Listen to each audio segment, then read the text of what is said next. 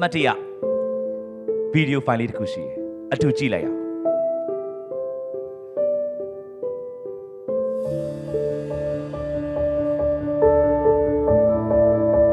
Superstar Academy မှာ top 3 ဝင်သွားရတဲ့အကောင်လုံး congratulations ပါ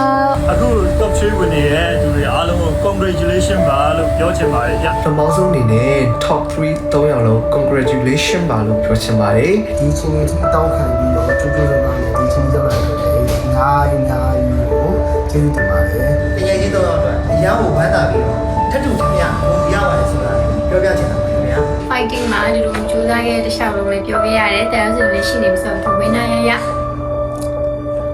top 3 ထိတန်းတန်းသွားနိုင်တဲ့တကယ်ချင်းတွေကိုလည်းတကယ်စိတ်ရင်းနဲ့ဂုဏ်ပြုပါတယ်ဒီလိုနဲ့တော့3 finalist တော့ရောက်တော့လေရန်ဝါတာကုန်ပါတယ်ဒီထပ်တော်မီတော့မှာကို